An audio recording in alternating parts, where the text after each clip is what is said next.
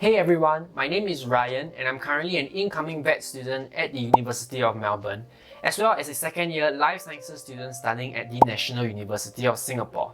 So through these years, I have fortunately been given numerous volunteering opportunities as well as opportunities to help out at animal clinics.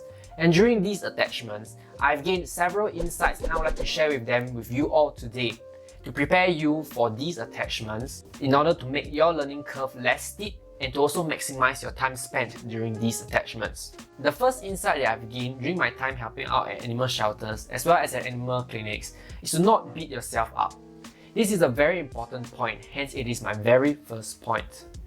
During your time volunteering or helping out at animal clinics, you'll probably encounter certain instances where an animal becomes sick and will eventually pass on, despite you and the staff doing your very best to save it. It is very important for us to note during instances like this that while veterinary medicine has significantly advanced over the years and can now treat a multitude of illnesses, there will still be instances where we are unable to save an animal and death is inevitable. It is okay to mourn during periods such as these, but it is not okay to blame yourself for their deaths. You are only human after all, you are not a god. Also, during clinic attachments, people, perhaps pet owners, might sometimes yell at you. It is important to also not to take their words at heart, as sometimes they might be feeling really emotional about their pet's current situation and in a moment of frustration or stress, decide to vent it all out on you.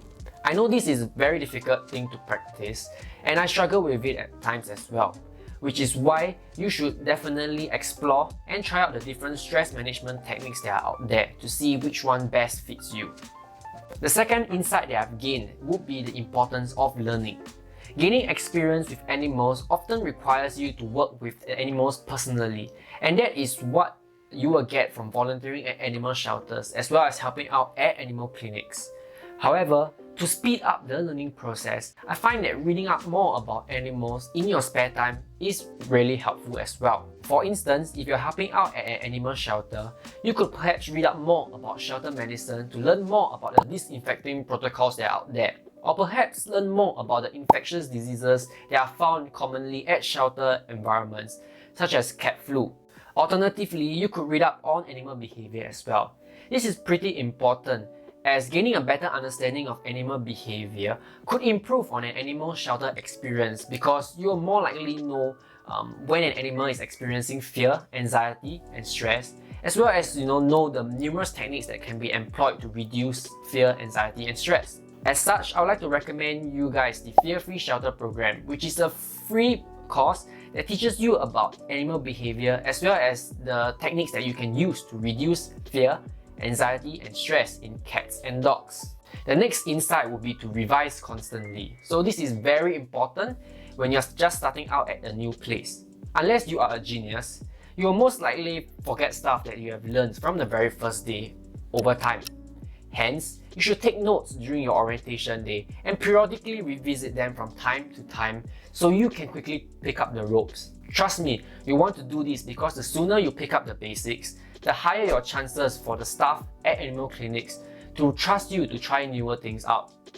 Also, we might sometimes choose to help out at the same clinic after a period of time, perhaps maybe after your school semester and during your summer break. And that is why having these notes that are readily available at that point in time will really help you out. If you have enjoyed my video so far, do like this video, subscribe to my channel, and ring that notification bell. It would really help me out. The fourth insight will be to be proactive. This part focuses more on clinical attachments. I find that it is really up to you to take the initiative to help out during these attachments. This is because animal clinics can get pretty busy at times and the staff cannot always be there to teach you or perhaps to tell you what to do as a result. So, it is during those times when you have to ask yourself, what do I know? What can I do to alleviate their workload? Also, sometimes it pays to ask the staff for opportunities to try out new things. After all, I find that because these staff members will probably likely have bigger things on their plate, they will most likely not remember the things that you have tried and have not tried out yet. So go ahead, muster up the courage and ask away. I know you guys can do it. The fifth insight would be to be observant of your surroundings. This applies more to clinical attachments as well. Since you are a student who will most probably not have any technical skills, you'll probably find yourself, just observing surgeries and treatments. During these periods, I'll recommend you to ask yourself also, is there anything that the vet tech or vet nurse need? In my experience, I find it more interesting, to be involved in the process by observing and anticipating what the staff needs and giving it to them at the correct time. Do note that if you anticipate things wrongly, it could very well backfire on you. So make sure you are very familiar with the entire process before trying to, jump in. Lastly, you should also be open to making new friends. Volunteering and helping out at animal clinics is not all just about gaining animal experience. You should definitely put in the effort to get to know the staff as well as the fellow volunteers and students that are there. The vet industry is, after all, pretty small and tight-knit, so it is good for you to start making friends very early on. Also, learning how to communicate effectively is also an important trait that vets should have, so it pays to practice during these attachments too.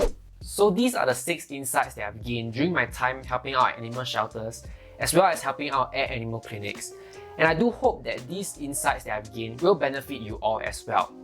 If you'd like to learn more about my pre-vet journey at NUS, do check out this video over here. Or if you'd like to learn more about, how to gain animal experience, do check out this video over here. Stay awesome and see you all in future videos. Peace.